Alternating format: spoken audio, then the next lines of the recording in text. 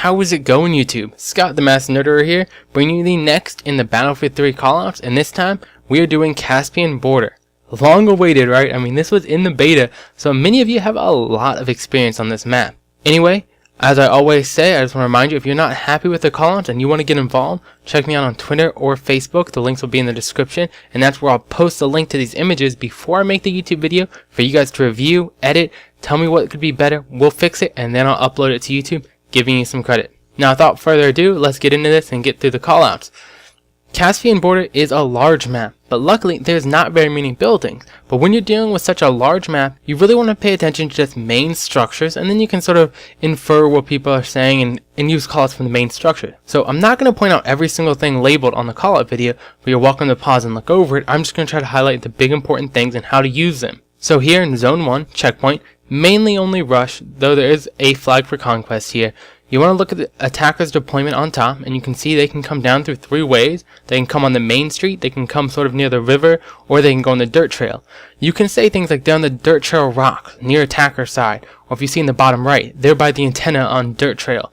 Use things like that to sort of orient your team and help explain what you're talking about. As we get down near where the rush objectives are, B is sort of in the middle of the double stack containers. You can get in a few of them, but if you want to get that detailed and actually get into that, you can do that yourself.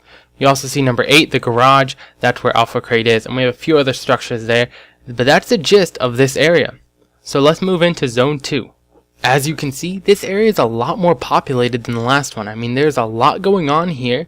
I mean, it's sort of split into two general areas. The gas station, which is near the bottom, and the Hilltop, which is near the top. We're going to start with the Hilltop and just sort of go over that really quick. You'll see we have River Path that is actually down low, not on top of the hill, but below it, running right between the hill and the river.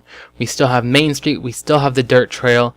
We also have the garages. Charlie Flag's going to be on top of that hill. Alpha Crate and Squad Rush is going to be on the top of the hill. And then we have Closets. I'm thinking Inception. He sort of helped me come up with that name for those. Small little areas there. We have the antenna closet near the antenna, and we have the river closet closer to the river. And that general area you can just refer to it as the Hilltop. And now we're going to get a little more detail to the gas station. But to do that, I'm going to need to zoom in to give you a better idea and a better image of all those buildings there. And please excuse the color change, I had to find a different image that zoomed in a little better. Also ignore that A. I believe in 64-person Conquest, that is Alpha Flag. But in all the other Conquests, I'm pretty sure that's Delta Flag. Anyway, this is the basics of all you need to know for these buildings. And this is how you should break down every map. Yes, I go into a lot of detail and you'll see me name every single building, which I'm going to do in a minute. But that's not something you need to do. To be effective with your friends, really just know general area. That's going to help orient your team and give them a general idea of where to look.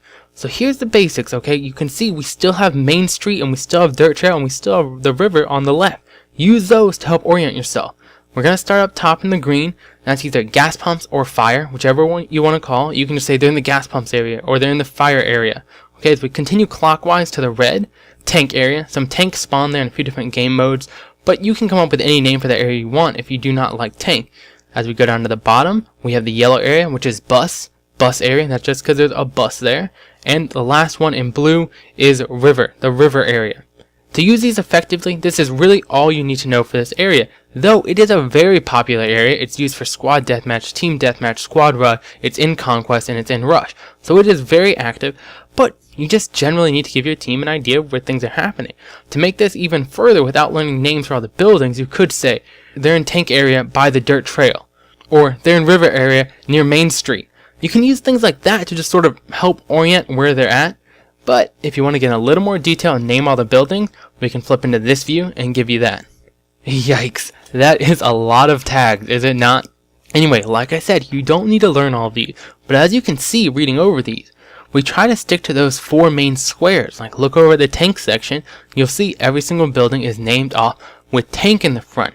But if you look into the fire or gas station area, you'll see here's where it gets a little tricky, because if we compare number 1 and number 3, Fire Shack and Dirt Shack, these two buildings are almost identical. But we can't name them both Fire Shack or Fire Shack 1 and 2. That just gets pretty confusing. So what we do is Fire Shack is a shack closer to the fire. Dirt Shack is a shack closer to the dirt trail. And that's just sort of how we remember it.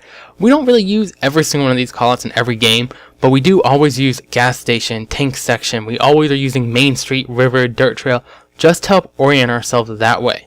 You can also see, if we look at the bottom at the bus section, you'll see we have fence house and fence shed. Well, you could say, well, I thought that was bus section, but the issue is the two houses, bus house and fence house, are pretty similar, so it'd be difficult to name those. So the fence house and fence shed are closer to the fence that is there on the bottom of your screen. Now remember, pause it, take a second, look at how I sort of went about naming these, and try to orient what would you like to call them, how could it be most effective for you and your team, and then talk about it with them. Now we are going to move into the last section, Zone 3. In Zone 3, the depot is only for rush, so it's not that bad, and there's not too many callouts here, and they're pretty self-explanatory, I think.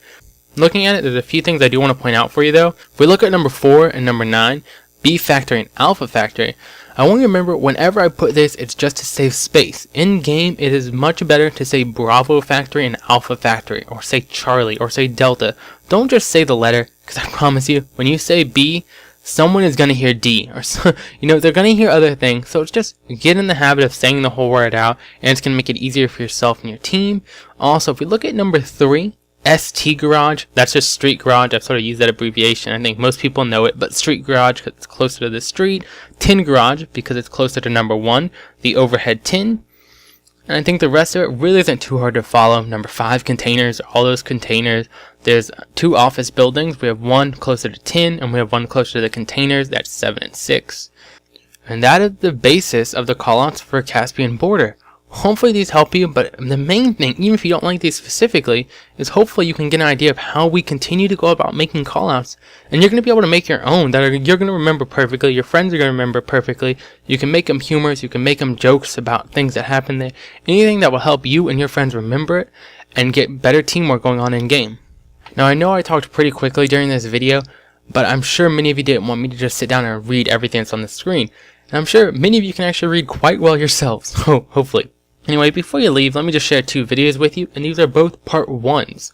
In the top right, you're going to see part 1 of our breakdown of what the suppression and cover specializations actually do. This is only part 1. What we're going to be doing in the next test, we're going to be trying to elicit a stronger suppression effect, and maybe compare it like that with more bullets. We're going to be using LMGs on bipods, and we're going to see what we can do there, and that should be coming out within the next week or 2.